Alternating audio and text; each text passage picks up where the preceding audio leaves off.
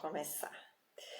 Hoje é um assunto, são vários assuntos importantes e que o Senhor, a imagem tá boa também, então tá bom, obrigada. Que o Senhor traga muita revelação e que o Espírito de Deus ele vivifique esse estudo, esse ensino, porque ele vai ser um estudo bem esclarecedor para nós, assim, vai tirar muitos dogmas da nossa mente, muito ensino errado. Então, abre o teu coração para você receber o ensino, a instrução, para alinhar, né?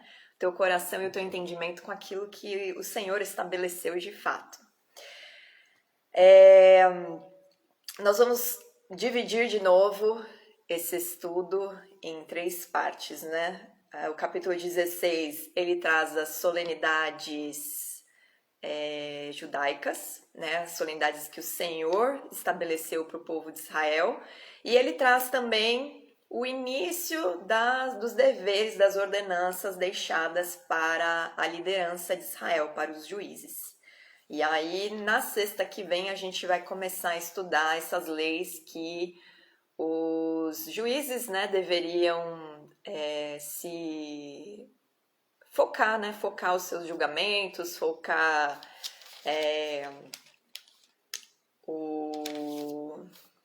os litígios, né, como administrar os litígios e tudo mais. Mas vamos lá, vamos começar então do versículo 1 até o versículo 8, que se refere a Pessach. Antes da gente começar, eu quero só trazer para você a definição que é dada, né, no hebraico para essas solenidades, que é Moadim. Moadim é o plural de Moed. Moed significa designações, tempo designado ou comemoração perpétua de Yud He Vav He. Deixa eu colocar aqui a minha internet Eu não sei se a minha internet do Wi-Fi tá boa, então prefiro colocar dos dados móveis para não sair no meio da explicação. Então, Moed significa tempo designado ou comemoração perpétua de Yud He Vav He, que é o nome do nosso Deus eterno, do nosso Pai, o Altíssimo, né? Que geralmente na palavra da nossa Bíblia está sempre traduzido como Senhor, em caixa alta, quando é o nome dele. Do versículo 1 a 8, nós temos a descrição da Pessach, e logo no primeiro versículo diz: guarda o mês de Abib e celebra a Páscoa do Senhor teu Deus, porque o mês de Abib, o Senhor teu Deus te tirou do Egito de noite. Mês de Abib, que mês é esse? O mês de Abib é o mês Aviv, de Aviv, de Israel, que é o mês da primavera. Aviv significa primavera. Esse é o mês Nissan, que é o primeiro mês do calendário judaico, que foi estabelecido assim desde a saída do Egito, e que é o 7º mês do calendário civil, que seria o calendário mundial, porque acredita-se, né, na cultura judaica que o primeiro mês é o mês Tishrei, que é quando a gente comemora o Rosh Hashanah, que é o ano novo judaico. Esse é o primeiro mês do mundo, da criação do mundo. E o 7º mês seria o Nissan, ele se tornou o primeiro mês do calendário judaico, por conta da libertação do povo de Israel do Egito e, fundamentalmente, porque ali passou-se a ter uma identidade criada. A partir desse dia do Pessach, o povo de Israel recebeu uma identidade. E que identidade é essa? Identidade de povo de Deus, nação eleita do Senhor, propriedade exclusiva do Senhor. Então, isso vocês precisam saber, que Abib significa primavera e esse mês é o mês de Nissan. E este mês, Nissan, representa a tribo de Judá. A tribo de Judá é uma das tribos, né, descendentes de Jacó, que é Israel. E o mês de Nissan, ele representa o rei das tribos. Nissan também, pelos judeus, é considerado o mês da redenção. Nós vamos ver uma explicação detalhada desses 8 versículos aqui. Eu vou dar uma lida só para resumir, mas a gente vai esmiuçar a explicação, né, dessa Pessar, para vocês compreenderem as coisas como elas de fato são, como eu comecei aqui dizendo, né? Então, nós vamos ler em Êxodo 12 essa história, a explicação, mas só para resumir, a partir do versículo 2 do capítulo 16 de Deuteronômio, que é o nosso estudo, né, o livro do nosso estudo, diz assim: Então sacrificarás como oferta de Páscoa ao Senhor teu Deus do rebanho e do gado, no lugar que o Senhor escolher para lhe fazer habitar o seu nome. Nela não comerás levedado. 7 dias nela comerás pães asmos, pão de aflição, porquanto apressadamente saístes da terra do Egito. Para que te lembres todos os dias da tua vida, do dia em que saístes da terra do Egito, fermento não se achará contigo por 7 dias em todo o teu território. Também da carne que sacrificares à tarde, no primeiro dia, nada ficará até pela manhã. Não poderás sacrificar a Páscoa em nenhuma das tuas cidades que te dá o Senhor teu Deus, senão no lugar que o Senhor teu Deus escolher para fazer habitar o seu nome. Ali sacrificarás a Páscoa à tarde, ao pôr do sol, ao tempo em que saíste do Egito. Então a cozerás e comerás no lugar que o Senhor teu Deus escolher. Sairás pela manhã e voltarás às tuas tendas. 6 dias comerás pães asmos, e no 7º dia é solenidade ao Senhor teu Deus, nenhuma obra farás. Então, esse é um resumo, né, que Moisés está trazendo à memória do povo de Israel, de que eles teriam que cumprir essas solenidades exatamente na cidade, no lugar que Deus ia estabelecer para eles se reunirem. Agora vamos lá para Êxodo 12 para a gente entender melhor o que significa essa Pessar, né? Como ela era feita e todo o significado, né, que tem cada ordenança do Senhor aqui deixada para o povo de Israel, né? Essa festividade a gente vai ver que ela é exclusiva do povo judeu, nenhum estrangeiro podia participar, a não ser que eles fizessem parte do povo, fossem circuncidados, a gente vai ver tudo isso. Então presta muita atenção no que eu vou explicar, não perde a linha do raciocínio, não tenta na sua mente justificar ou querer lembrar do que você aprendeu, segue a linha do raciocínio para que você consiga compreender e entender claramente o que é a Páscoa, o que é o dia de Pentecostes, o que é a festa dos tabernáculos, porque isso é de fundamental importância para você ter entendimento da reta justiça e entendimento do profundo também, né? Então vamos lá. Vamos começar capítulo 12 de Êxodo, né? Primeiro, antes de tudo, lembrar vocês o que significa Pessar. Pessar não é Páscoa.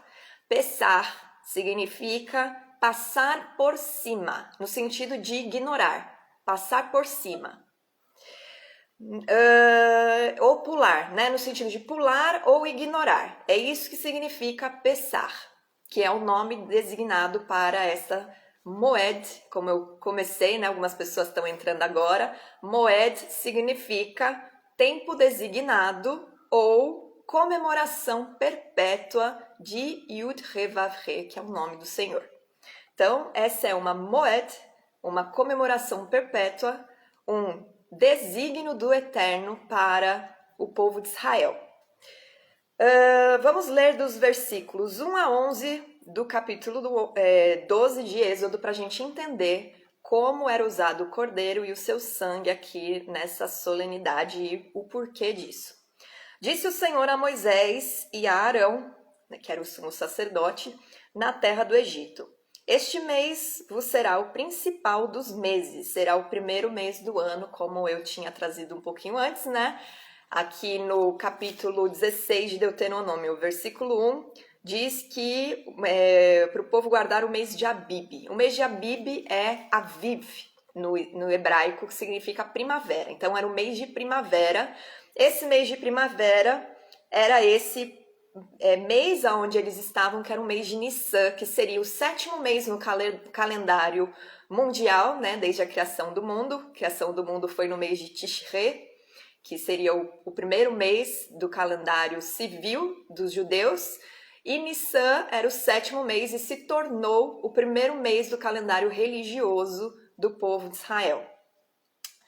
Então, esse será o primeiro mês do ano. Falai a toda a congregação de Israel, dizendo: aos 10 deste mês, ao 10º dia do mês de Nissan, cada um tomará para si um cordeiro segundo a casa dos pais, um cordeiro para cada família. Mas se a família for pequena para um cordeiro, então convidará ele o seu vizinho mais próximo, conforme o número das almas, conforme o que um puder comer, por aí calculareis quantos bastem para o cordeiro. Então não haveria um desperdício, né? Cada cordeiro teria que ser consumido totalmente. O cordeiro será sem defeito, macho de 1 ano. Podereis tomar um cordeiro ou um cabrito e o guardareis até o 14º dia deste mês. Então, no 14º dia, todo ajuntamento da congregação de Israel o imolará no crepúsculo da tarde, no pôr do sol. E uma coisa você precisa entender, e a gente vai abrir rapidinho Gênesis capítulo 1, para você entender que o dia, ele não é quando o sol nasce, mas o dia é quando o sol se põe, que ele é contado. Vamos lá em Gênesis 1, no versículo 5. Chamou Deus a luz dia e as trevas noite, houve tarde e manhã, o primeiro dia. Então, os judeus têm esse entendimento, né? E quando nós estamos lendo as escrituras, nós temos que ter esse entendimento de que o dia é formado pelo crepúsculo e até o outro crepúsculo. Então, tarde e manhã é que formam um dia, não é manhã e tarde como a gente geralmente deduz que o dia ele começa, certo? Então, no crepúsculo, vocês imolarão o cordeiro, tomarão do sangue e o porão em ambas as ombreiras e na verga da porta nas casas em que o comerem. Naquela noite, comerão a carne assada no fogo com pães asmos, são os pães sem fermento, daqui a pouco a gente vai entender melhor sobre eles, e ervas amargas, e comerão. Então, no primeiro dia é o Pessar. O primeiro dia é essa solenidade, o Pessar. E nesse Pessar, o cordeiro foi imolado, foi a primeira Páscoa deles, né? O primeiro Pessar. Foi neste dia onde Moisés designou que eles se ajuntassem, imolassem o cordeiro, passassem esse cordeiro, o sangue desse cordeiro sobre os umbrais e as vergas de cada casa. E então, essa casa estava marcada. E ali, naquela noite, nesse crepúsculo, eles comeriam o cordeiro em família, cada casa, né, comeria desse cordeiro juntos, unidos, comeriam os pães sem fermento e comeriam a erva amarga. Não comereis do animal nada cru, nem cozido em água, porém assado ao fogo, a cabeça, as pernas e a fressura. Nada deixareis dele até pela manhã. O que, porém, ficar até pela manhã, queimá-lo-eis.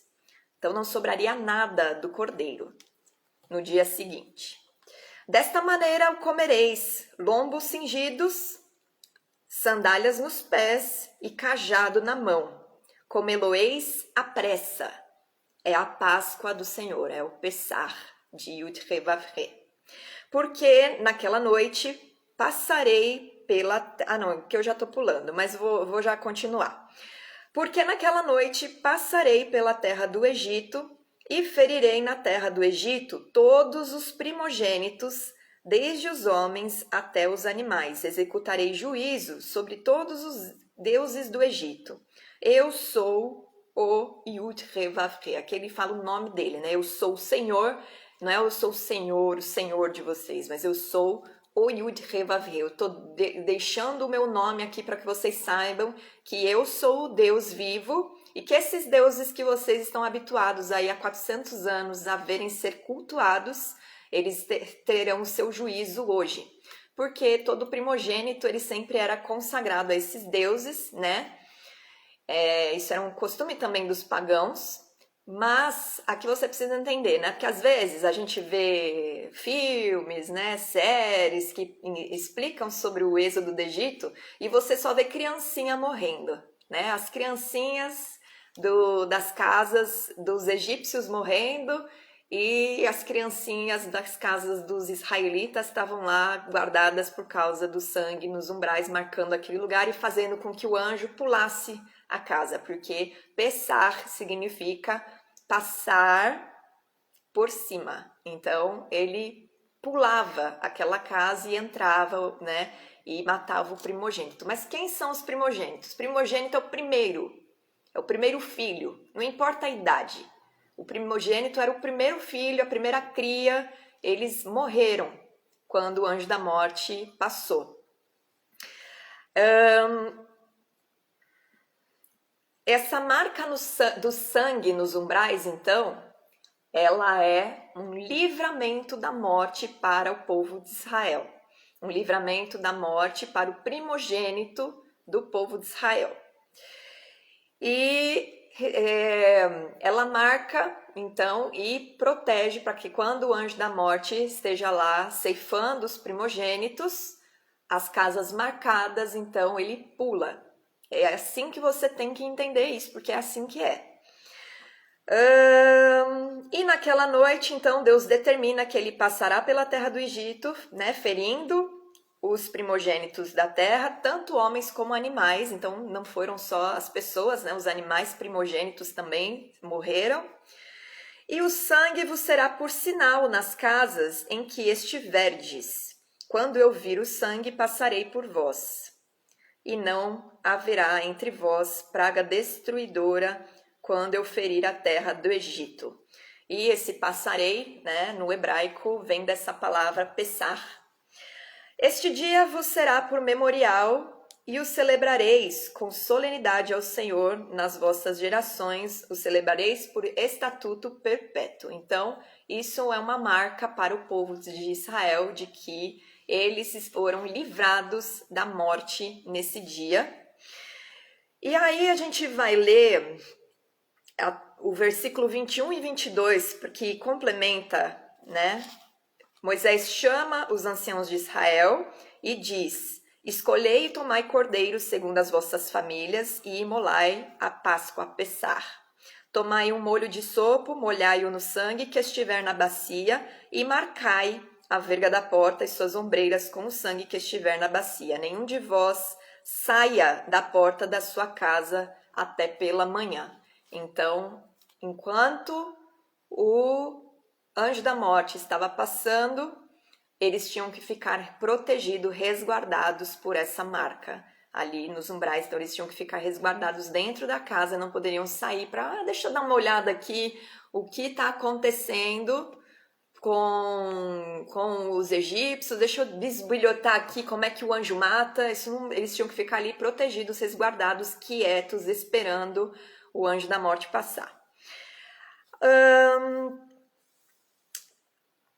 No 29, a gente vê que isso de fato aconteceu, né? E à meia-noite o Senhor então feriu todos os primogênitos na terra do Egito, desde o primogênito do faraó que se assentava no seu trono, até o primogênito do cativo que estava no calabouço. E aqui a gente entende então que não importava o status social, né? Se era realeza, se não era realeza, se era prisioneiro, quem fosse, não tinha marca na porta, o anjo levou o primogênito. Desde o cara que estava preso lá no calabouço, na masmorra, até o cara que estava sentado ao trono ao lado do faraó. A Pessar, ela marca a morte para os egípcios, né? No 30 e no 31, a gente vê que Faraó se levanta de noite com seus oficiais, todos os egípcios. Ele faz um grande clamor no Egito, porque não havia uma casa ali em que não houvesse morto. Então, ele passou realmente em todas as casas que não tinham a marca do sangue do cordeiro. Então, naquela mesma noite, Faraó chamou a Moisés e Arão e lhes disse: Levantai-vos, sai do meio do meu povo, tanto vós como os filhos de Israel, e de servir a Yud Revavre, como tendes dito. Porque Moisés já tinha, né, durante as outras 9 pragas, falado que ele queria tirar o povo, que era o povo do Senhor, dali do meio, o povo de Yud Revavre. E ele não estava com o coração endurecido. E aí, no 32, ele ainda diz para levarem as ovelhas, os gados, como tendes dito, e de vos embora e abençoai-me também a mim. E aqui a gente precisa entender que, embora esse povo fosse escravo, não é o conceito de escravidão que você tem na sua mente da pessoa que não recebe nada. Eles recebiam um salário lá que era irrisório, mas eles recebiam, tanto que eles tinham alguns bens, porque gado e ovelha era um bem, né, daquela época. Os egípcios apertavam com o povo, apressando-se em lançá-los fora da terra, pois diziam: todos morreremos. Junto da ordenança do cordeiro imolado e a cobertura dos umbrais, das vergas das portas, tinha a ordenança dos pães sem fermento, né? E estes pães sem fermento, né, não é o fermento como você entende, o pão com fermento biológico, com fermento químico. Havia 5 cereais que eles tinham fermentação natural. Esses 5 cereais os judeus não comem até hoje, eles retiram das suas casas quando eles estão no período da Pessar. E estes cereais são aveia, cevada, centeio, trigo e estelda. Esses cereais têm fermentação natural. Só que o trigo, ele é usado para fazer o matzá. O matzá é o pão sem fermento. Deixa eu ver se eu tenho aqui o que significa matzá. Não. Não, eu tenho, deixa eu ver. Não, tem outras curiosidades, mas o significado de matzá eu não tenho aqui. O matzá, ele é feito com o trigo e ele leva 18 minutos para ficar pronto. Eles têm esse tempo exato porque em 18 minutos não há fermentação. Eles vão colocando um pouquinho de trigo, um pouquinho de água e vão misturando até formar a massa. Isso é feito em família para ser feito rápido. Eles espetam, fazem vários furos na massa nos disquinhos e põem para assar. Isso tudo é feito em 18 minutos. E, curiosamente, eles tiveram tempo só para preparar esse pão e preparar a massa e sair da terra do Egito, como a gente vê no versículo 34 do capítulo 12. O povo tomou a sua massa antes que levedasse as suas amassadeiras atadas em trouxas com seus vestidos sobre os ombros. Fizeram, pois, os filhos de Israel conforme a palavra de Moisés, pediram os egípcios objetos de prata e objetos de ouro e roupas, e o Senhor fez que seu povo encontrasse favor da parte dos egípcios, de maneira que estes lhe davam o que pediam e despojaram os egípcios. Então, eles saíram com o pão sem fermento, com o matzá, saíram com os despojos e foram junto com Moisés, né, rumo ao deserto lá. E depois a gente já sabe toda a história, mas vamos focar aqui nessa etapa da Páscoa, do Pessar. Deixa eu ver aqui, vamos...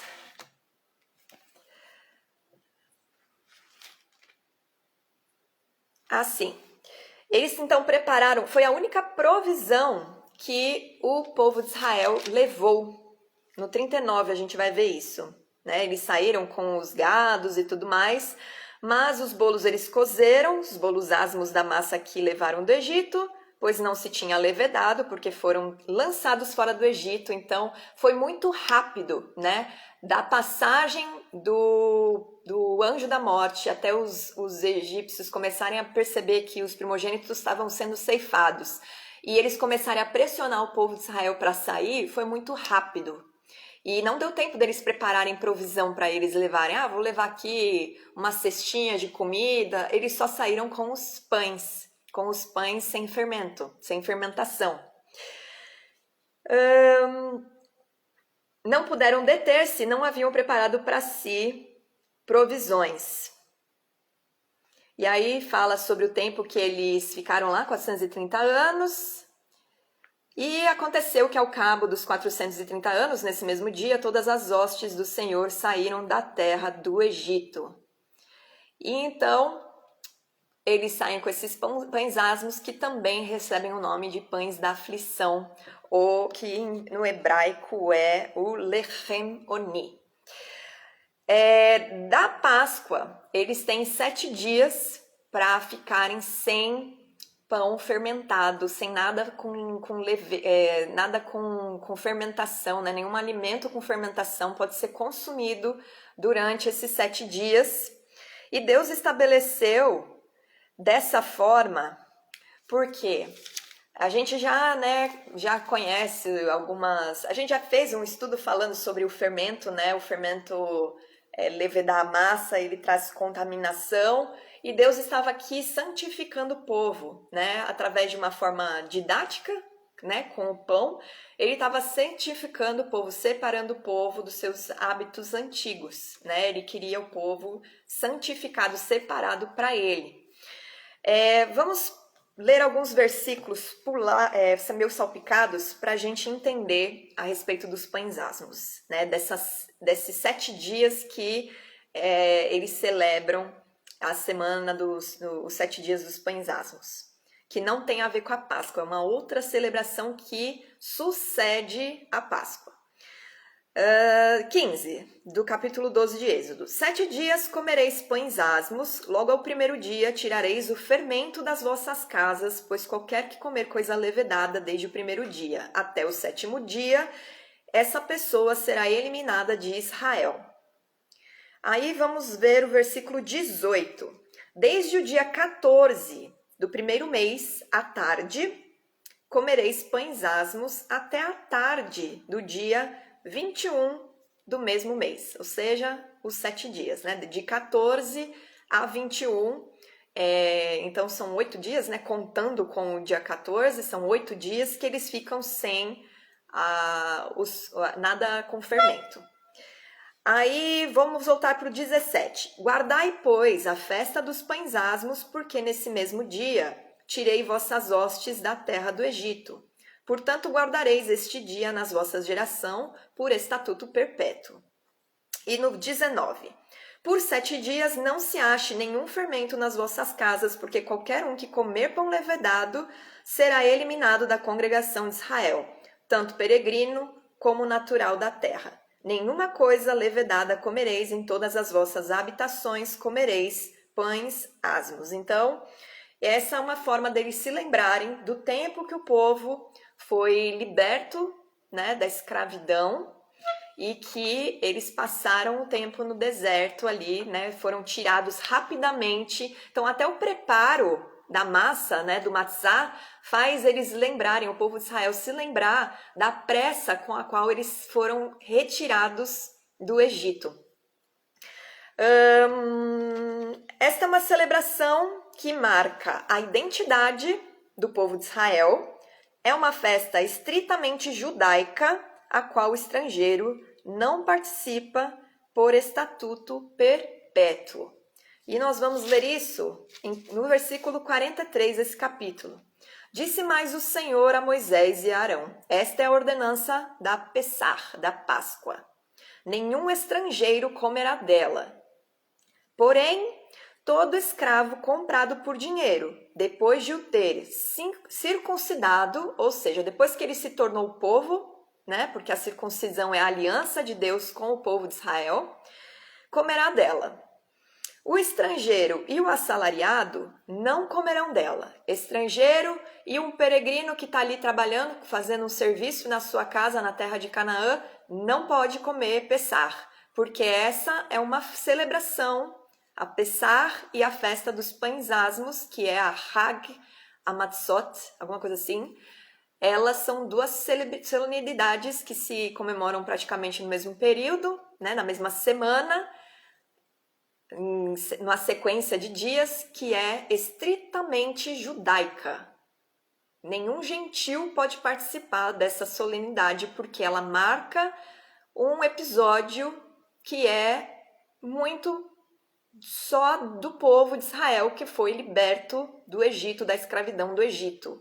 Então, nenhum estrangeiro, desde daquele tempo, poderia participar dessa solenidade, a não ser que este estrangeiro estivesse sido circuncidado, ou seja, se tornasse povo de Israel, povo judeu. Então, no 48, nós temos também. Porém, se algum estrangeiro se hospedar contigo e quiser celebrar a Páscoa do Senhor, a Pessah do Senhor, seja-lhe circuncidado todo macho. Então, a casa dele tem que servir ao Eterno para que ele possa participar da Pessah. De novo, Deus está aqui estabelecendo. E isso é um estatuto perpétuo. E então se chegará e a observará, e será como natural da terra, mas nenhum incircunciso comerá dela. Nenhum incircunciso comerá dela. A mesma lei haja para o natural e para o forasteiro que peregrinar entre vós. Por que ele está falando isso? Porque alguns, né, que moravam ali no Egito saíram junto com o povo de Israel e se tornou povo também. Então, só que foram circuncidados. Então, por isso que é chamado de estrangeiro, de forasteiro aqui. Mas são homens e mulheres que... Mulheres não, né? Porque mulheres não se circuncidam. Mas são homens que se circuncidaram e fizeram parte do povo natural, descendente de Abraão, Isaque e Jacó. E seguiram a Torá, seguiram os preceitos que futuramente foram deixados para eles, né? Naquele mesmo dia, tirou o Senhor os filhos de Israel segundo as suas turmas. Então, eles saíram por tribos, eles saíram organizados do Egito em direção ao arraial. Esta celebração, ela é em família, e no primeiro e último dia, né, o Pessah, o primeiro dia, o 14º dia do mês de Nissan, e o 21º, que é o último dia da festa dos pães asmos, eles são guardados como um Shabat. E o que você precisa entender é que o calendário judaico, ele vai mudando os dias, né? Então, nem sempre a solenidade cai num sábado. Por exemplo, este ano, o Pessah foi 27 de março. A festa real da Páscoa foi dia 27 de março. Esse foi o 14º dia de Nissan e 4 de abril é o 21º dia de Nissan.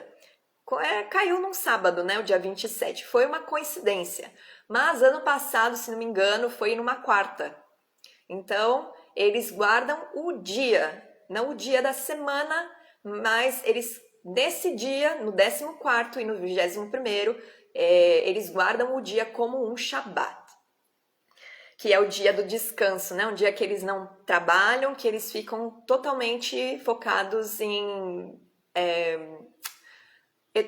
estudar a Torá, em estar em comunhão com Deus, em estar em família.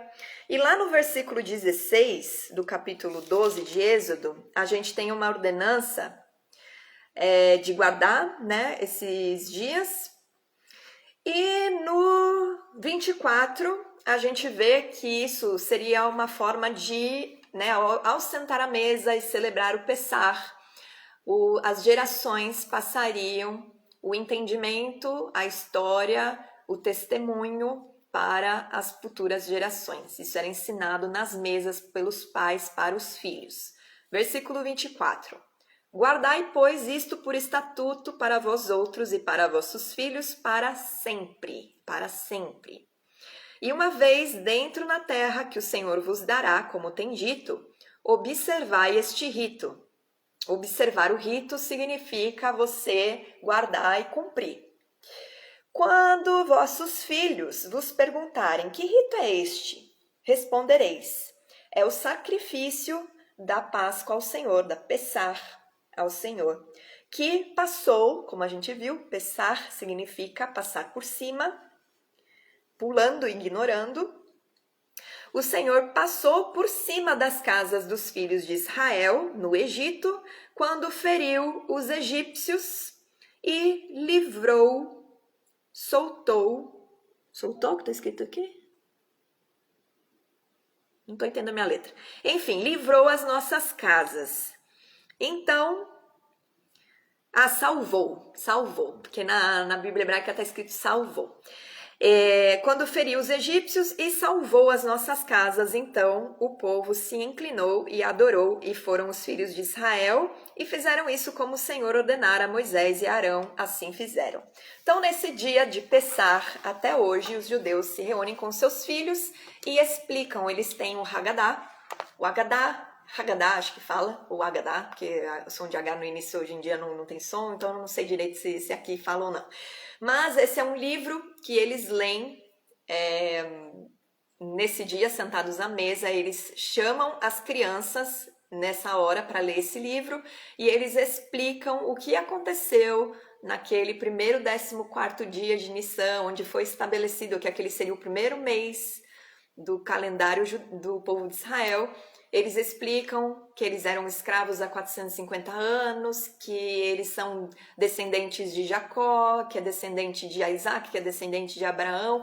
Eles contam a origem do povo deles e isso faz com que cada vez mais, né, as crianças cresçam entendendo a sua identidade de povo de Deus, de povo judeu, e entendendo, né, a sua história, o seu passado, a história dos seus patriarcas. Então ela tem também esse cunho educativo, a Pessar, ela não é só uma celebração, uma festa que eles sentam e comemoram a libertação, ela tem um cunho educativo, um cunho de instruir, de trazer a identidade para as futuras gerações, e é dessa forma que eles preservam as suas gerações debaixo dos preceitos do Senhor, da Torá, dos ensinamentos. E no 24 e 27 eu já li, né? Dentro da tradução judaica, quando eles leem esse Haggadah, né, o Haggadah, eles contam a história do êxodo do Egito, o motivo da celebração, e também tem um tema, uma parábola que eles contam a respeito dos 4 filhos. E eles sempre trazem esse ensino para a mesa ali, para a família, né, para eles refletirem que tipo de filho eles estão sendo. E cada filho apresenta uma pergunta e para cada filho tem uma resposta. Eu só vou trazer aqui os 4 filhos, senão vai ficar muito extenso e para a gente não tem tanto significado, né? Mas tinha o Raham, que era o filho sábio, que fazia perguntas, se incluindo, né? Fazia perguntas sobre essas questões de se guardar o Pessar, guardar as 7 semanas, por que comia o Matzat, e o matzah, e aí ele questionava, mas se incluía na pergunta, mostrando sabedoria, mostrando que ele queria entender, que ele queria aprender. Mas tinha o Rachá, que é o filho perverso, que ele pergunta, mas ele pergunta na terceira pessoa do plural. Por que vocês comemoram a Pessar? Ele não se inclui, que ele não entende os valores que existem. Aí tem o Tan, que é o filho tolo, que não entende nada, né? Ele não tem sabedoria, ele não entende muito bem o que ele está fazendo ali. É aquele judeu que, se tiver que comemorar, ele comemora, mas ele faz aquilo por pura religiosidade ou costume.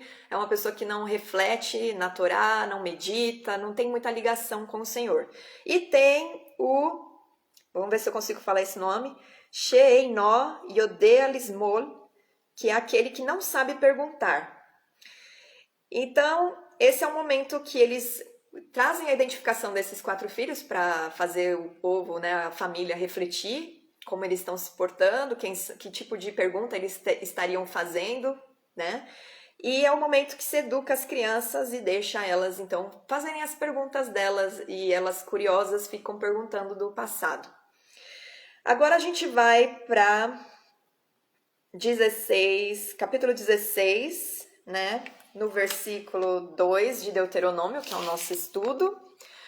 E aqui a gente vê que o Senhor ordenou, né, que essa oferta de Pessar era para ser sacrificada no lugar que o Senhor escolhesse para eles fazerem ali habitar o nome do Eterno. Esse lugar a gente sabe que é Jerusalém, né?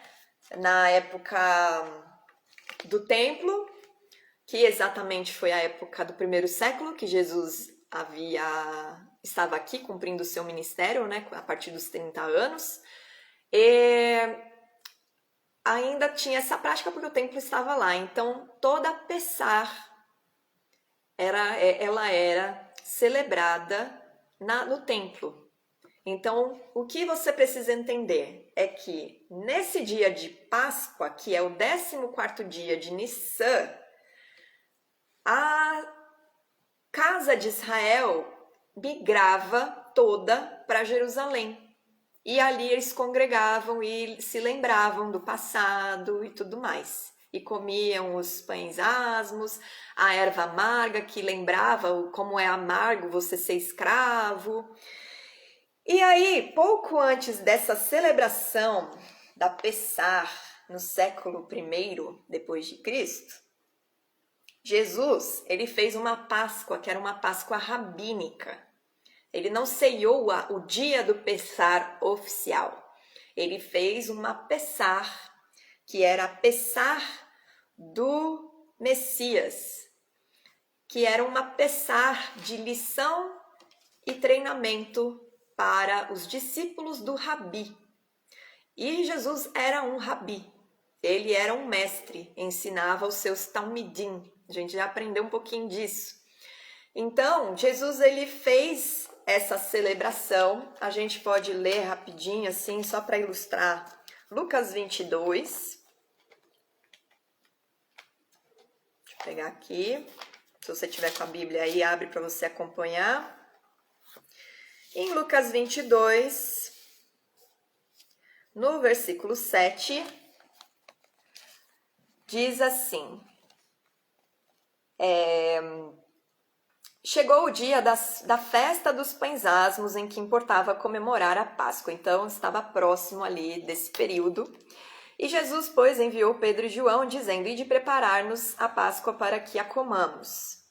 Vocês precisam se lembrar que Jesus era judeu. Então, o que ele estava fazendo aqui é cumprindo uma ordenança, uma moed do Senhor para o povo de Israel, do qual ele fazia parte. E ele cumpriu todas as mitzvot, e essa era uma delas. Então, Jesus judeu estava celebrando a Pessar, que trazia identidade ao povo de Israel e lembrava eles de onde eles foram libertos, né? Ele lembrava eles que eles foram, que eles receberam livramento da morte através da marca do sangue nos umbrais e nas vergas. E Jesus estava ali junto com o seu povo se lembrando disso, porque ele era parte do povo. E ele então chama Pedro e João para eles prepararem a Páscoa. Eles perguntaram onde que ele queria que preparassem. E Jesus explicou: ao entrares na cidade, encontrareis um homem com um cântaro de água, segui-o até a casa em que ele entrar, e dizei ao dono da casa: o mestre manda perguntar-te onde é o aposento do qual hei de comer a Páscoa com os meus discípulos. Ele vos mostrará um espaçoso cenáculo mobiliado, ali fazei os preparativos. E indo tudo, encontraram como Jesus lhe dissera e prepararam. Chegada a hora, pôs-se Jesus à mesa e com ele os apóstolos. E disse-lhes: tenho desejado ansiosamente comer convosco esta Páscoa antes do meu sofrimento, pois vos digo que nunca mais a comerei, até que ela se cumpra no reino de Deus. E aí ele toma o cálice e dá graças e reparte entre eles, né, o vinho representando o seu sangue. E depois ele diz que não vai mais beber porque ele vai para o céu, né, para o reino de Deus. E aí, no 19, tomando um pão, tendo dado graças, partiu e lhes deu, dizendo: isto é o meu corpo oferecido por vós, fazei isto em memória de mim. Então, o que Jesus estabeleceu para que se lembre dele?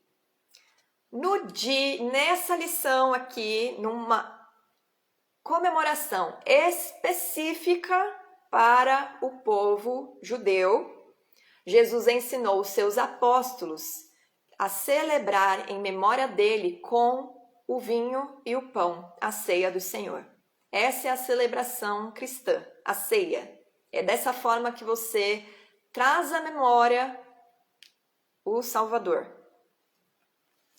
Semelhantemente, depois de cear, tomou o cálice, dizendo: este é o cálice da nova aliança, no meu sangue derramado em favor de vós.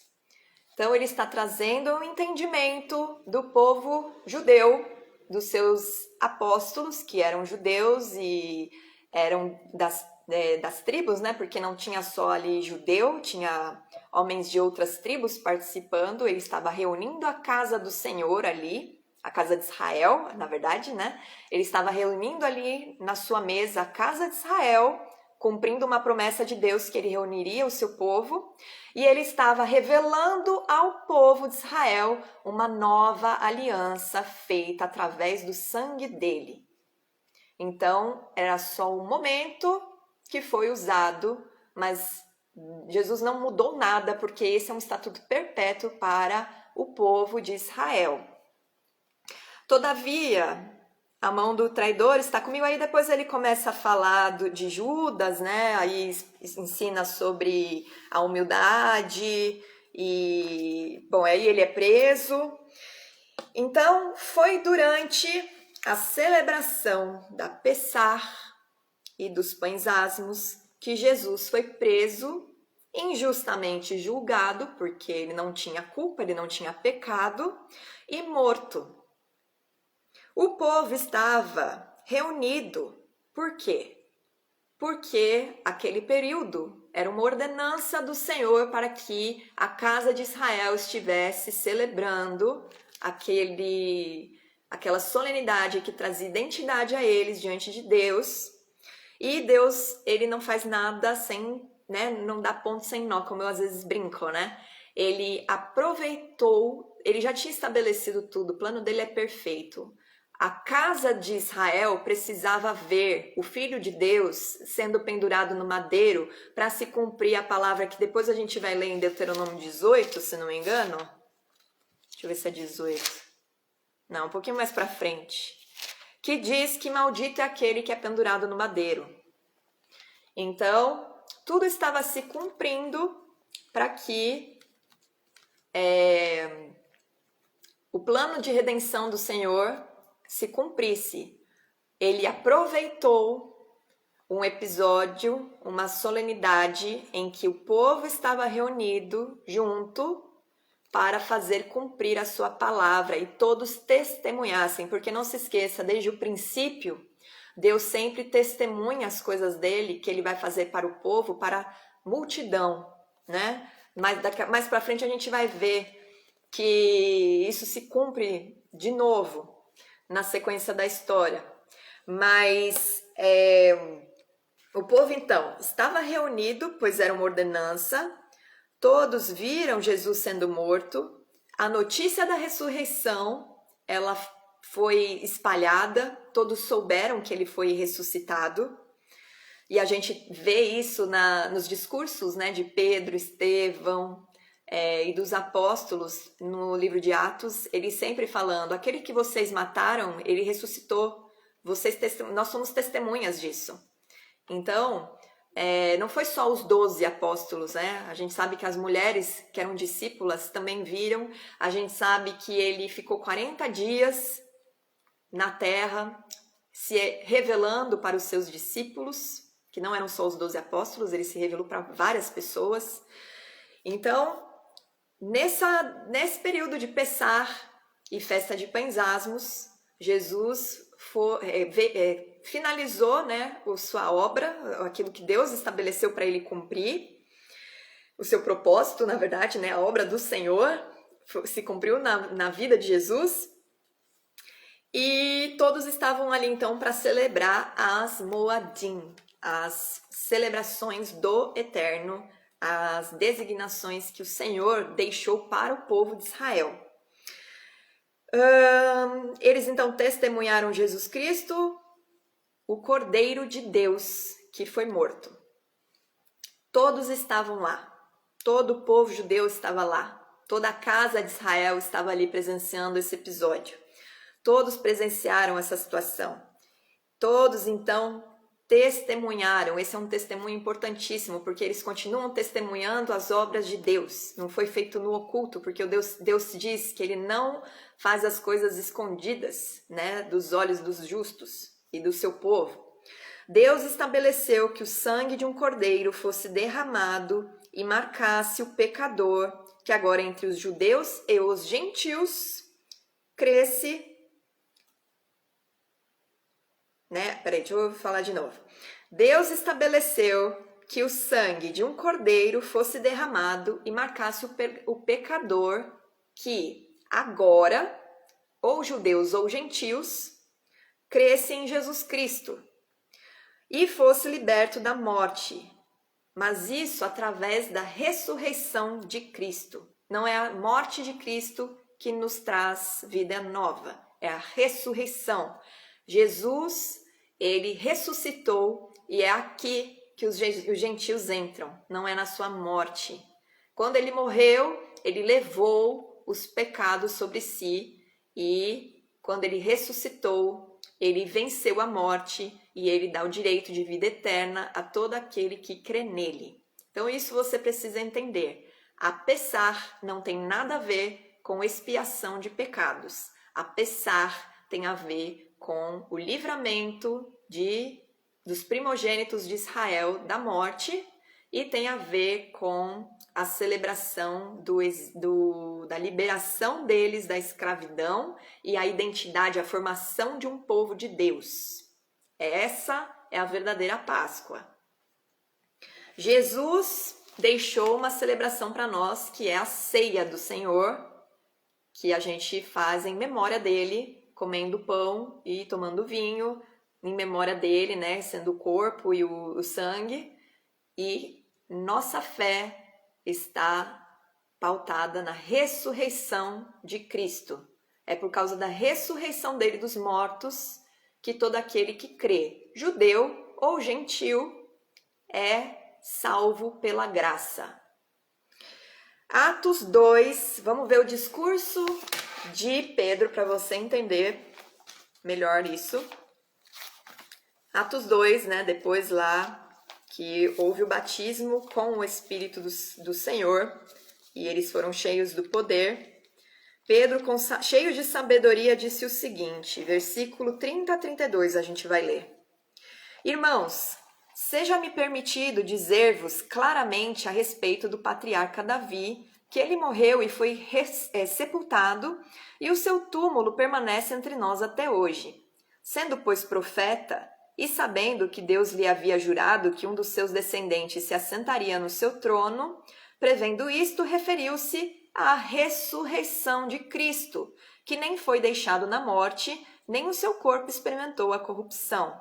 A este Jesus, Deus ressuscitou, do que todos nós somos testemunhas. Pedro estava falando aqui com incrédulos, judeus. Homens que estavam ali reunidos para uma outra solenidade que nós vamos ler aqui na sequência, mas ele está aqui afirmando sobre a ressurreição de Jesus e afirmando que ele é o Cristo depois.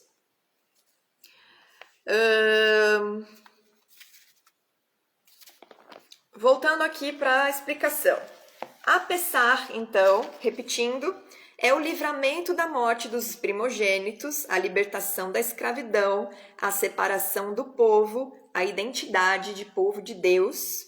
A ressurreição do Cordeiro de Deus é a nossa libertação do pecado. Não tem nada a ver com Páscoa. Celebramos a ressurreição com a ceia em memória de Jesus, com o pão e o vinho, e foi esta a ordenança deixada para judeus e gentios por Cristo. No primeiro século, agora vem um pouquinho de história, após a ressurreição e a subida do Senhor Jesus ao céu, Os cristãos judeus e gentios estavam muito próximos, né? Houve um tempo que só judeus estavam se convertendo, como a gente viu aqui esse episódio de Pedro, né? Essa declaração de Pedro, que houve 3.000 batizados ali, que creram que Jesus realmente era o Messias, após essa declaração de Pedro. Aqui ele está falando com judeus só. E Jesus deu uma ordenança: vocês fiquem em Jerusalém até que vocês recebam poder, preguem em Jerusalém, vão pela Judéia, depois por Samaria, e aí vocês vão para os confins da terra. Então, os gentios foi depois, não tem nada a ver com Páscoa. A ressurreição, a fé na ressurreição de Cristo é que nos dá a salvação. Foi a ressurreição dele que nos trouxe vitória sobre a morte espiritual. Através da graça de Deus e pela fé em Jesus é que Deus nos concede essa vida eterna. E no primeiro século, então, depois que a história, né, e o testemunho de Jesus foi dado para os judeus e tudo mais, os gentios começaram a receber o Espírito do Senhor e eles começaram a entender que Deus queria trazer isso para os gentios também, essa salvação, né, essa aliança de Jesus, através do sangue de Jesus, foi também compartilhada com os gentios. E os gentios estavam morando junto com os judeus, né? Havia umas comunidades da igreja primitiva, eles vendiam seus bens, iam habitar junto. E os gentios estavam abandonando a sua idolatria, porque eles estavam recebendo uma vida nova. Então, todos os costumes, os comportamentos, os pensamentos, as tradições, tudo aquilo que eles tinham aprendido, eles abandonavam. E eles recebiam uma vida nova e eles estavam aprendendo. Então, eles estavam ali junto com os judeus, aprendendo a Torá, o leite espiritual, aprendendo os mandamentos do Senhor, os princípios do Senhor, e naturalmente eles acabavam sem muito entendimento e também era um momento que a igreja estava se formando, a igreja de Cristo estava se formando. Então houve os debates, será que vai circuncidar os gentios, não vai circuncidar os gentios? E eles participavam da Páscoa dos judeus, eles acabavam participando ali das solenidades, eles estavam ali juntos, mas isso não significa que foi liberado. Depois a gente vê na história que houve muita discussão, né, nos livros, as cartas de Paulo, a gente vê o quanto tinha de discussão, que os judeus, eles preservavam essas leis, eles falavam, eles precisam se circuncidar se eles vão ficar comemorando as nossas solenidades, eles precisam se circuncidar se eles vão viver debaixo dos nossos preceitos, dos estatutos que Deus deixou para nós, e isso trouxe muita divisão, trouxe às vezes até briga entre os apóstolos. E continuando, quando Paulo, né, muita gente usa um trecho de 1 Coríntios, uma carta, né, à igreja que estava em Corinto, na verdade a cidade, aí ele entrega as cartas aos coríntios, que era o povo que habitava lá, e muita gente acha que ele está ali falando que a gente deve celebrar a Páscoa, mas aquele texto especificamente ele está fazendo uma comparação e ele está alertando os judeus que estavam permitindo corrupção dentro da comunidade, com práticas perversas, com filhos se deitando com as suas madrastas. Ele estava ali repreendendo e ele fez uma comparação, ele estava trazendo a revelação que Jesus deu para os apóstolos no dia ali daquela Pessar, que não era a Pessar original, oficial, foi uma que ele fez de lição, porque ele foi morto na Pessar, mas para que todo o povo judeu visse ele sendo morto, pendurado no madeiro, essa era a intenção.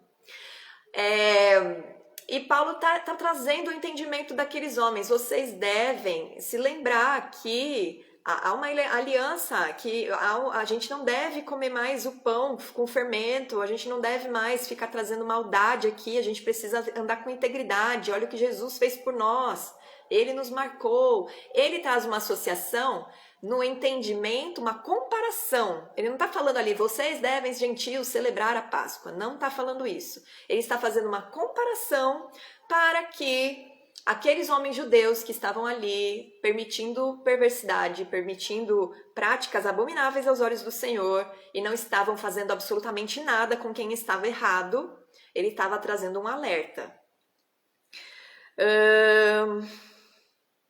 Então, o que ele queria? Que o povo enxergasse, né? Que aqueles homens judeus que estavam ali enxergassem com profundidade e entendimento a necessidade de ser íntegro diante de Deus. Após o século IV, então passaram-se 400 séculos depois da ressurreição de Cristo, depois de toda a grande comissão dos apóstolos, no século IV, uma grande deturpação nas escrituras, por motivos políticos, fez com que essa festa Pessah fosse totalmente deturpada. Primeiro eles cancelaram, né, porque eles queriam controlar os judeus, então eles cancelaram as solenidades judaicas, eles proibiram a celebração no templo. E a celebração de qualquer festa judaica. As festas foram proibidas, uma igreja universal foi criada, você deve saber do que eu estou falando, para controlar o grupo de cristãos que estava crescendo. Os judeus tinham acordos com Roma no início do primeiro século, do segundo século, eles podiam se reunir nas suas solenidades e nas sinagogas, eles tinham uma autorização, uma lei romana que permitia o culto.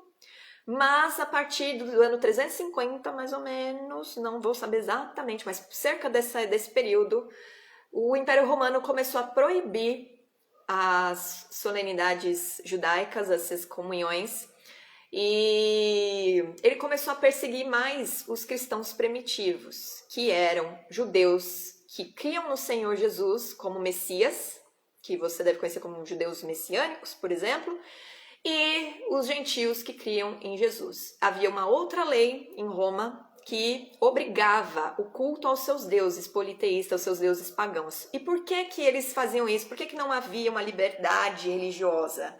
Porque era uma estratégia de domínio e controle da população das cidades, das províncias, pelo Império Romano. Eles,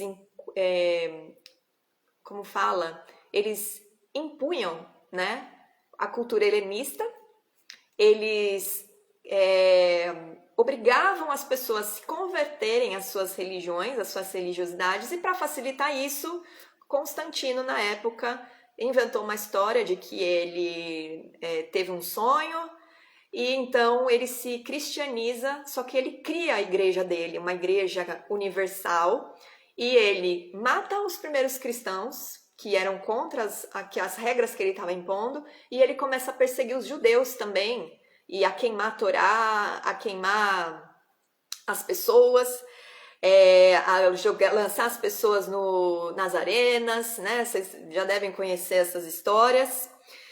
E o que acontece? Essa Igreja Universal, ela pegou elementos judaicos. Você precisa se lembrar que a igreja primitiva ela estava crescendo muito, né? O poder do Espírito de Deus ele se manifestava e as pessoas estavam aceitando a respeito da ressurreição. As boas novas elas eram anunciadas e as pessoas criam e recebiam o batismo com o Espírito Santo, além do batismo com a água, recebiam vida nova, abandonavam a vida politeísta, e isso estava alcançando as províncias gentias, né? As províncias estrangeiras, que não tinham nada a ver com os judeus.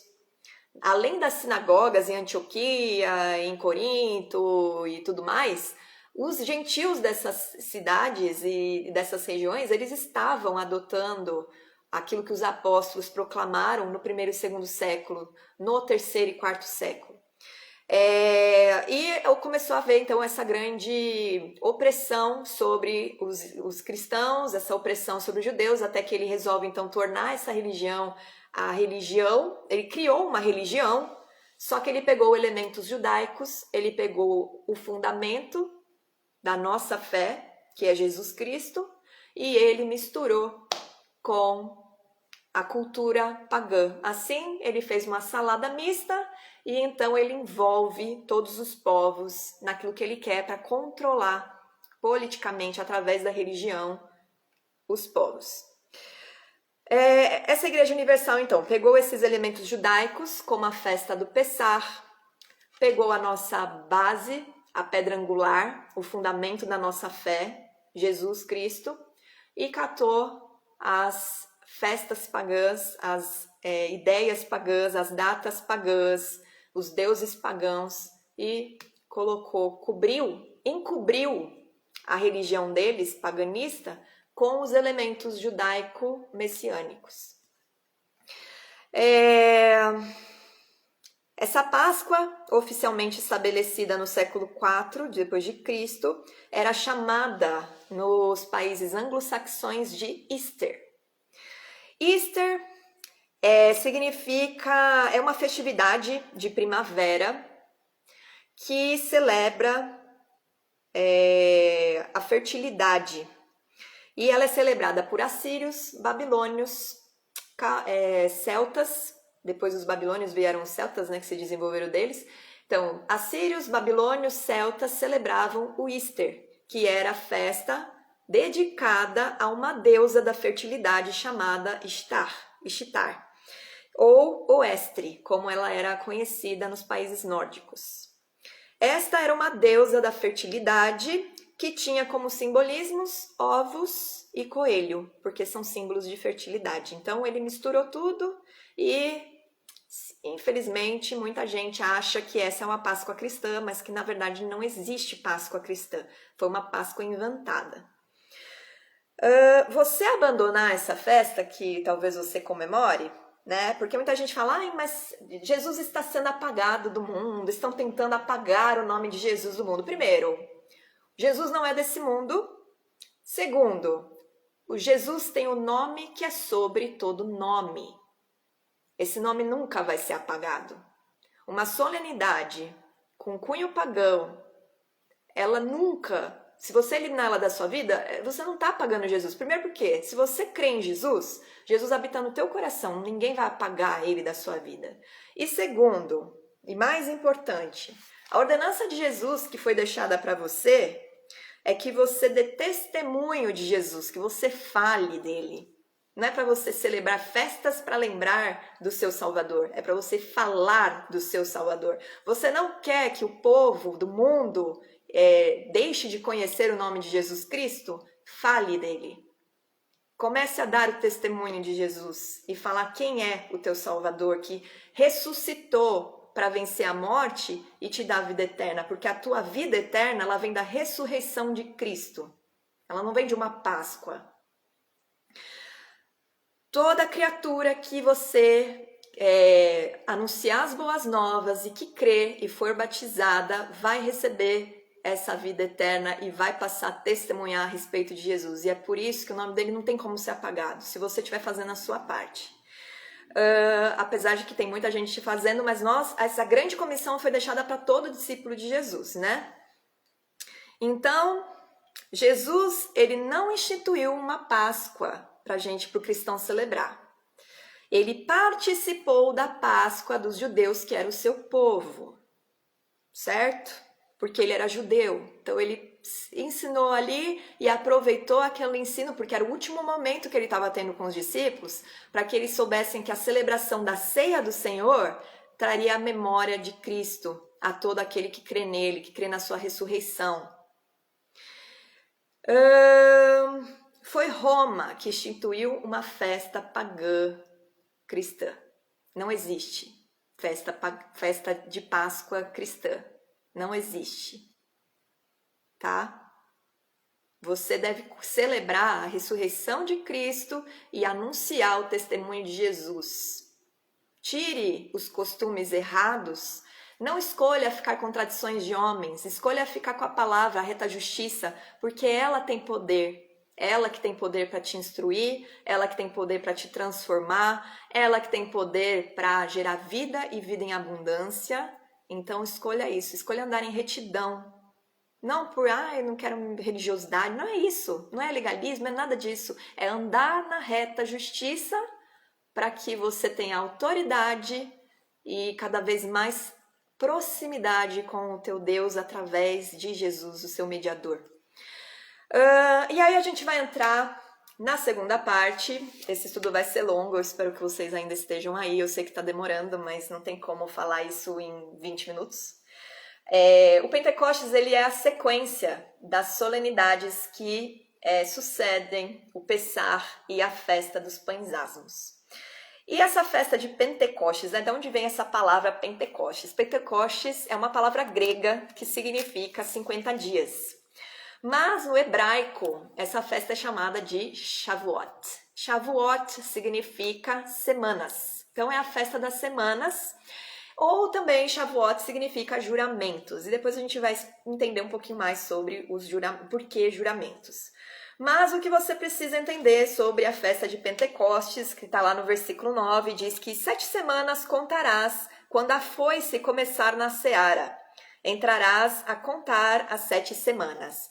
Na primeira colheita da cega do trigo, eles começam a fazer a contagem das 7 semanas e em cada dia dessa semana eles fazem a contagem do Homer. O Homer é uma medida que praticamente também era um fecho, né, com a colheita. É fecho que fala, eu acho.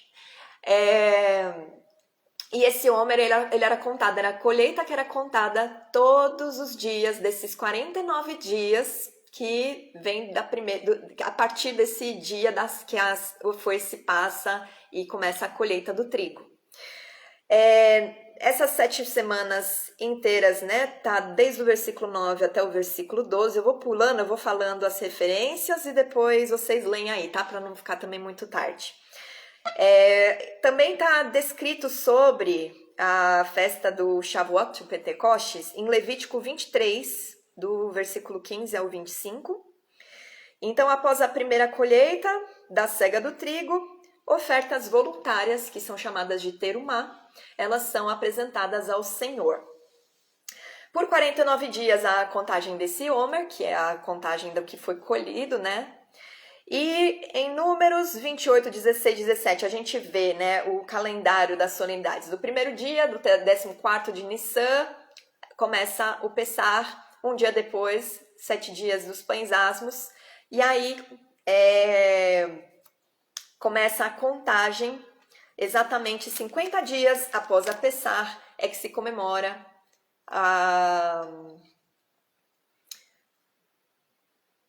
o Shavuot. Então, a colheita, ela começa, né, próximo aí do dia do Pessar, e nesse Shavuot, eles celebram diante do Senhor juntos, de novo, adorando ao Senhor, e também eles celebram no Shavuot o dia da outorga da lei do Senhor no Monte Sinai. Porque o dia do Shavuot é exatamente o dia no mês de Sivan, que é o 3º mês do calendário religioso e é o 9º no calendário civil, que foi o mês em que no Monte Sinai o Senhor se revelou num Shabat e apresentou os 10 mandamentos, né? Aí vamos lá em Êxodo 20, a gente se lembra que no Monte Sinai, uma coluna de fogo que ligava o céu à terra com densas nuvens e tempestades e vento, eles viram a voz do Senhor, ouviram a voz do Eterno, declarando os 10 comandos. E esse dia foi marcado para eles, é o dia do Shavuot. Shavuot também tem a ver com juramentos, né? Significa juramentos, como eu estava falando.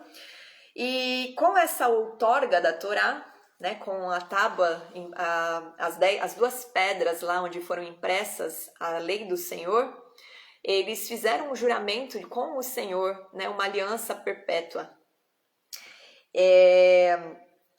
E não foi à toa, então, que Jesus, ele ordena que os apóstolos fiquem aguardando em Jerusalém, que em poucos dias o Espírito, né, desceria com poder sobre eles, e então eles estariam preparados para pregar em Jerusalém, Judá, Samaria e os confins da terra. E a gente vai ler um pouquinho sobre isso no versículo... Vamos primeiro pegar Mateus 27 para vocês verem uma coisa interessante aqui, né? Mateus 27, do versículo 57 a 60, diz o seguinte: Ah, é Mateus, gente? Não, não é Mateus, não. Peraí.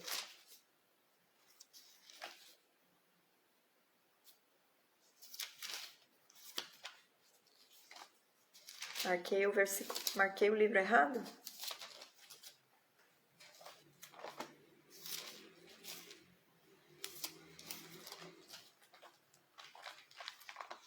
Peraí, 2 segundos, deixa eu só checar aqui que eu acho que eu marquei uma referência. Na verdade, eu tava querendo falar de outra.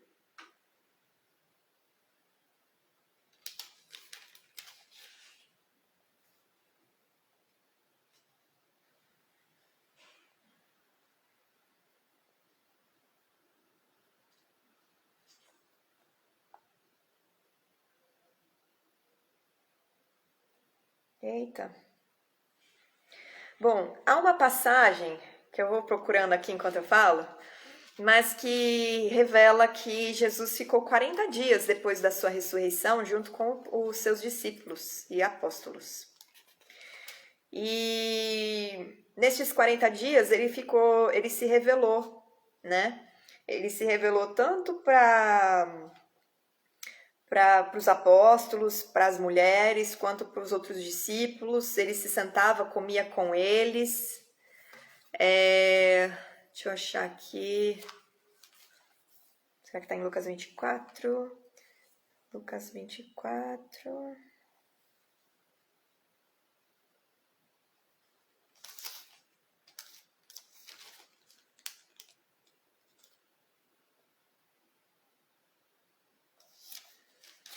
Não, vamos para Atos, vai. Atos 1, a gente tem a ordenança, aqui é Jesus falando no versículo 7. Não vos compete conhecer tempos ou épocas que o Pai reservou pela sua exclusiva autoridade, mas recebereis poder ao descer sobre vós o Espírito Santo, e sereis minhas testemunhas, tanto em Jerusalém como em toda a Judéia, Samaria e até os confins da terra. Ditas estas palavras, Jesus foi elevado às alturas à vista deles, e uma nuvem o encobriu dos seus olhos.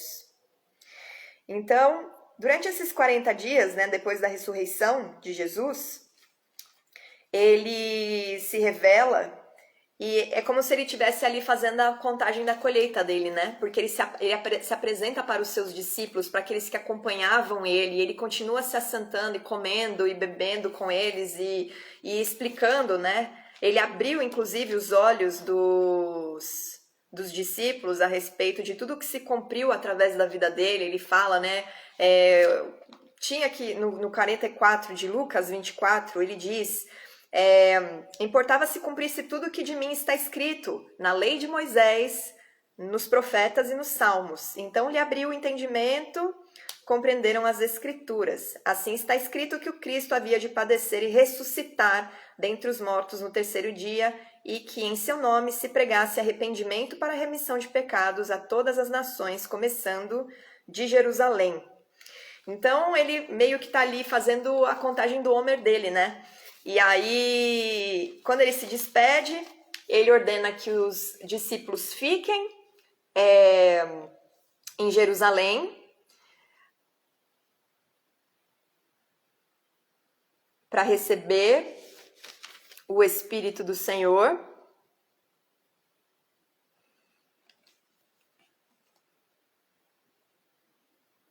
Deixa eu ver aqui. Cadê a passagem? Aqui está no versículo 3 de Atos 1 mesmo. A estes também, depois de ter padecido, se apresentou vivo com muitas provas incontestáveis, aparecendo-lhe durante 40 dias e falando das coisas concernentes ao reino de Deus. Eu só, na verdade, peguei a referência, não sei porque que eu anotei essa referência aqui, mas é em Atos 3 que fala, Atos 1, 3 que fala sobre os 40 dias. E aí, comendo com eles, no versículo 4, determinou-lhes que não se ausentassem de Jerusalém, mas que esperassem a promessa do Pai, a qual disse ele: de mim ouvistes, porque João, na verdade, batizou com água, mas vós sereis batizados com o Espírito, não muito destes dias. E aí no 8, recebereis poder ao descer sobre vós o Espírito Santo e sereis minhas testemunhas, tanto em Jerusalém como em toda a Judéia e Samaria até os confins da terra. Então, novamente, uma solenidade, a casa de Israel estava reunida, e quando a casa de Israel está ali reunida, né, celebrando só a Shavuot, a outorga da lei, e as 7 semanas que tinham se encerrado, né, de se contar o Omer, de se levar as ofertas voluntárias da colheita diante do Senhor, eles estavam ali todos reunidos, e aí no capítulo 2, a gente vê que, né, quem que estava reunido? No capítulo 1, a gente tem os personagens, vamos colocar assim, nos versículos 13 e 14. Quando ali entraram, subiram para o cenáculo, onde se reuniam Pedro, João, Tiago, André, Filipe, Tomé, Bartolomeu, Mateus, Tiago, filho de Alfeu, Simão o Zelote, Judas, filho de Tiago, e todos estes perseveraram unânimes em oração com as mulheres, com Maria, mãe de Jesus, e com os irmãos dele. Aí tiraram as sortes, né? Matias lá foi nomeado outro apóstolo, porque Judas tinha morrido, se matado. E aí, no capítulo 2, começa: ao cumprir-se o dia de Pentecostes, o Shavuot, estavam todos reunidos no mesmo lugar. De repente veio do céu, aí presta atenção, né, nas semelhanças com o que aconteceu no Monte Sinai. Veio do céu um som, como de um vento impetuoso, e encheu toda a casa onde estavam assentados. E apareceram distribuídas entre eles línguas, como de fogo, né? E pousou uma sobre cada um deles. Todos ficaram cheios do Espírito Santo e passaram a falar em outras línguas, segundo o Espírito lhes concedia que falassem. Ora, estavam habitando em Jerusalém judeus homens piedosos, vindos de todas as nações debaixo do céu, porque era Shavuot. Quando, pois, se fez ouvir aquela voz, afluiu a multidão, que se possuiu de perplexidade, porquanto cada um os ouvia falar na sua própria língua. Estavam, pois, atônitos e se admiravam, dizendo: Vede, não são porventura galileus todos esses que aí estão falando? E como os ouvimos falar, cada um em nossa própria língua materna? Somos partos, medos, elamitas e naturais da Mesopotâmia, Judéia, Capadócia, Ponto e Ásia, da Frígida, da Panfilha, do Egito, das regiões da Líbia, nas imediações de Cirene, e romanos que aqui residem, tanto judeus como prosélitos, cretenses e arábios. Como os ouvimos falar em nossas próprias línguas as grandezas de Deus? Todos atônitos e perplexos interpelavam uns aos outros que quer isto dizer. Outros, porém, zombando, diziam estarem embriagados. Então aqui a gente vê, eles receberam o poder do Espírito Santo, e uma coisa está acontecendo aqui, após esse tempo, né, do Shavuot, de reunião, de comunhão, a palavra de Jesus, que Jesus falou, né, do poder do Espírito vindo sobre ele, se cumpre, e também se cumpre a profecia de Jeremias, que o Senhor deu através dele, que está em Jeremias 31, versículo 33. Porque esta é a aliança que firmarei com a casa de Israel. A casa de Israel. Depois daqueles dias, diz o Senhor, na mente lhes imprimirei as minhas leis, também no coração lhes inscreverei, eu serei o seu Deus e eles serão o meu povo. Lembre-se, Shavuot comemorava a outorga da lei inscrita em tábuas de pedra. A Shavuot, nesse período, os apóstolos, né, e aqueles que creram em Jesus e viram ele ressurreto e estavam ali reunidos no dia da celebração da outorga da lei, receberam impressa no seu coração e na sua mente a lei do Senhor, cumprindo-se a palavra do Senhor para a casa de Israel. E em Provérbios, né, tem um Provérbios que Deus fala: escreve a minha lei nas tábuas do seu coração. Então o poder do Espírito de Deus foi dado nesse dia que se celebra a outorga da lei para imprimir no coração daqueles homens e mulheres que estavam ali reunidos, né? E aquilo foi para testemunho novamente de toda a casa de Israel. Então, em mais um momento de solenidade, o Senhor aproveita aquela situação para fazer a sua obra completa.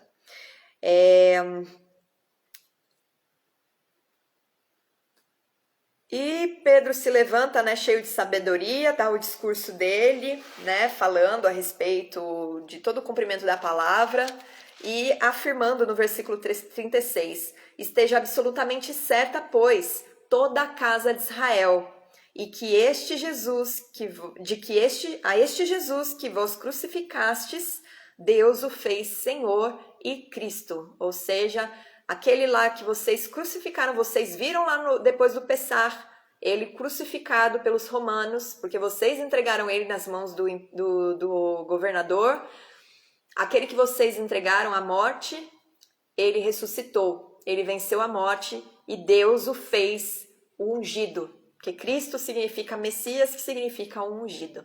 Então ele está afirmando aqui sobre a ressurreição de Jesus numa época de solenidade novamente, que a casa de Israel está congregada e está testemunhando de novo o mover de Deus. E aí nós temos a última solenidade, que não tem tanta coisa assim, é mais curtinha, que é o Sukkot, a festa dos tabernáculos. A festa dos tabernáculos está em Deuteronômio 16, do versículo... Ai, pulei aqui. Deuteronômio 16, do versículo 18 a 22. E essa festa, né, Sukkot é o plural de Sukkah, que significa tenda ou cabana. Ela é celebrada no 15º dia em Tishrei. No primeiro dia do mês de Tishrei, que é o primeiro mês do ano do calendário civil, e é o 7º do calendário judaico, nesse primeiro dia é celebrado como se fosse um Shabat, e é o Rosh Hashanah, é o dia do Ano Novo. Eles celebram o Ano Novo nesse dia. E aí, no 15º dia, eles se reúnem novamente e eles fazem essas cabanas, né? Eles constroem as cabanas para se lembrarem do tempo de que o povo de Israel foi guardado por Deus pela nuvem de glória que envolvia, né, o tabernáculo do Eterno e guardava o arraial do povo de Israel. E isso aconteceu durante a peregrinação do deserto, então isso faz o povo, né, as gerações futuras se recordarem do que Deus fez através da nuvem de glória e enquanto eles estavam ali no deserto, da provisão de Deus, do sustento de Deus. Então eu trouxe aqui algumas ideias que os judeus têm a respeito dessa festa. O povo habita em cabanas ou tendas por 7 dias. A tenda é frágil e isso faz as gerações compreenderem a proteção de Deus e a brevidade da vida nesta terra. Todas as refeições são feitas dentro da sucá, que é a tenda. O povo ia para a sua Sukkot durante a festa da colheita, após colher o fruto. E se uma pessoa, né, se uma família tivesse fartura, se a colheita tivesse sido muito boa, porque essa era a última colheita, né, feita no ano. E seria a primeira do ano, né, civil, mas era a última do ano desde Nissan. E o mês de Tishrei, né, enquanto o mês de Nissan ele marca a primavera, o início da primavera, o Tishrei ele marca o inverno, o início do inverno. E é interessante, né, porque se fosse numa primavera, num verão, as pessoas sairiam e ficariam na tenda por puro comodismo, né, porque o clima tá agradável, é bom. Mas no início do inverno tá frio em Israel, né? Lá as estações são muito bem definidas. Então isso mostra que eles estão cumprindo a ordenança do Senhor, de fato, né? Eles estão indo ali para cumprir uma ordem do Senhor. Todas as refeições então são feitas dentro dessa tenda, o povo ia para esse lugar e as famílias, né, que tinham muita fartura, elas quando estavam sentadas na tenda lá se alimentando e naquele ambiente frágil, elas conseguiam trazer à memória que nem riqueza, nem posse, nem terra são proteção na vida de uma pessoa, né? Porque Deus é que sustenta. E para a família que não teve uma boa colheita, né, não teve tanta provisão, ficar ali na tenda se alimentando trazia a memória deles, que trazia a memória não, né? Mas trazia repouso ao espírito deles de que o Senhor ele traria a provisão necessária. E porque estava antecedendo o inverno, né? Um tempo de que não haveria colheita, haveria neve, eles não iam conseguir trabalhar. A provisão de Deus é uma segurança melhor que qualquer bem material, pois a presença dele não abandona o justo. A festa de Sucote ensina o povo a ser forte, corajoso, feliz e tranquilo, mesmo na aflição e na dificuldade. Dentro dessa festa, né, Deus manda que eles separem 4 espécies, que está em Levítico 23. Eu vou ler rapidinho aqui só para vocês entenderem, mas eu vou trazer uns nomes em hebraico, então, só para vocês saberem que isso não é um costume deles, mas estava na ordenança junto. Levíticos 23, do 39 ao 40. Porém, aos 15 dias do mês 7º, quando tiverdes recolhido os produtos da terra, celebrareis a festa do Senhor por 7 dias. Ao primeiro dia e também ao 8º haverá descanso solene. No primeiro dia tomareis para vós outros frutos de árvores formosas, ramos de palmeiras, ramos de árvores frondosas e salgueiros de ribeiras, e por 7 dias vos alegrareis perante o Senhor vosso Deus. Então, esses 4 tipos de espécies que são ali colocadas junto, né, nesses 7 dias, é o etrog, que tem sabor e aroma, e isso representa o judeu que tem boas ações e estuda a Torá. A lulave, que tem sabor, mas não tem aroma, então representa o judeu... tem a lulave e a murta. A lulave é o sabor, o judeu... a lulave tem sabor e não tem aroma, e a murta não tem sabor, mas tem aroma. E essas 2 espécies, elas representam o judeu que ou tem boa ação ou tem a Torá, né? Falta uma parte neles. E o salgueiro não tem sabor e não tem aroma, então ele não possui, representa o judeu que não possui nem boas ações, nem a Torá. E o povo de Israel, ele é composto, né? O povo judeu, ele é composto por esses 4 tipos de homens. E isso faz eles se lembrarem que quando eles zelam pelo bem-estar comum, existe paz na sociedade, existe um futuro de paz para eles. E o bem-estar comum é você viver debaixo dos preceitos de Deus, né? Que a gente já entendeu que os princípios do Senhor, eles são para um bom convívio também. E aí, no finzinho, a gente tem os deveres dos juízes. Agora eu realmente estou encerrando, não sei nem como a live não caiu, graças a Deus. Mas os deveres dos juízes, né? Tá indo 18 a 22 do capítulo 16 de Deuteronômio, e diz assim: Juízes e oficiais constituirá em todas as tuas cidades que o Senhor teu Deus te der entre as tuas tribos, para que julguem o povo com reto juízo. Não torcerás a justiça, não farás acepção de pessoas, nem tomarás suborno, porquanto o suborno cega os olhos dos sábios e subverte a causa dos justos. A justiça seguirá somente a justiça, para que vivas e possuas em herança a terra que te dá o Senhor teu Deus. Não estabelecerás poste ídolo, plantando qualquer árvore junto ao altar do Senhor teu Deus que fizeres para ti, nem levantarás coluna a qual o Senhor teu Deus odeia. Então aqui já está o estabelecimento, né, de liderança.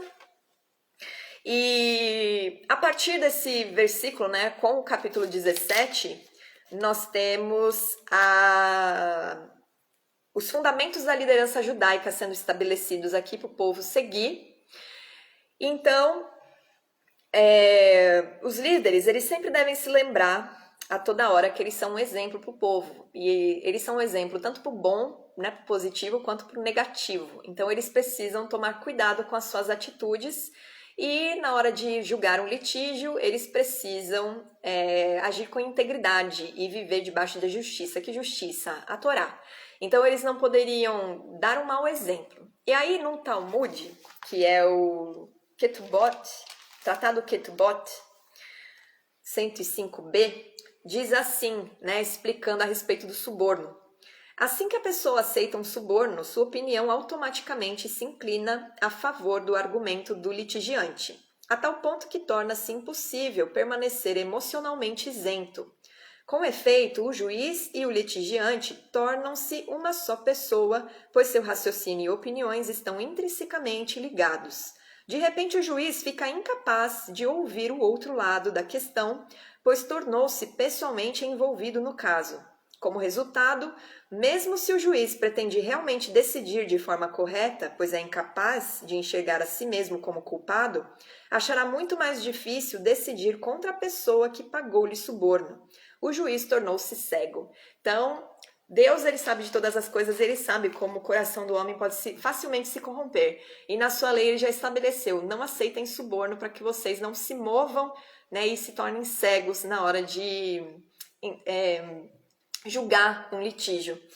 E fica muito claro, então, a justiça seguirá somente a justiça. E isso todos os juízes, né, toda a liderança, ela deve ter zelo, né, e se cuidar. Os juízes devem ser exemplo na observância da Torá para poder julgar de forma íntegra, principalmente em relação ao culto, se afastando da idolatria, que é exatamente o que fala no 21 e 22, né? Não estabeleça poste ídolo, não planta árvore junto ao altar do Senhor, nem levanta coluna, né? Porque tudo isso ele odeia, porque são hábitos pagãos. Então, tudo que vem da contaminação, de abominação, Deus odeia, né? Ele não quer o povo dele fazendo. E aí, então, capítulo 17, semana que vem a gente começa a aprender melhor sobre os fundamentos sobre os julgamentos, né? Como deveriam ser julgadas as causas e tudo mais. E é isso aí. Não sei se alguém tem dúvidas aqui, deixa eu ver. Desculpa ter passado muito, mas eu espero que vocês tenham aprendido. Vocês têm alguma dúvida? Querem que repita algo? Ou a gente pode encerrar? Vou esperar vocês responderem. Ou se tiver pergunta, façam perguntas, né?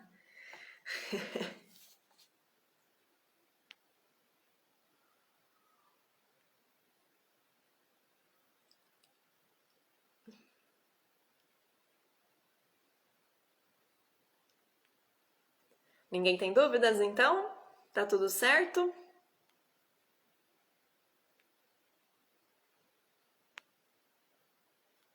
Esperar um pouquinho, que às vezes para escrever é mais lento, né?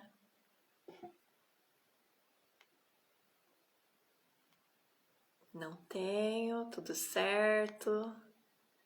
Ok. Então é isso. Muito obrigada. Espero que tenha trazido entendimento, compreensão para vocês. Revejam, né? Porque foi muita informação, eu sei. Não sei se eu atropelei alguma coisa na hora de falar, então reassistam depois, porque para vocês aproveitarem o máximo possível das informações e acompanhem com a palavra, né?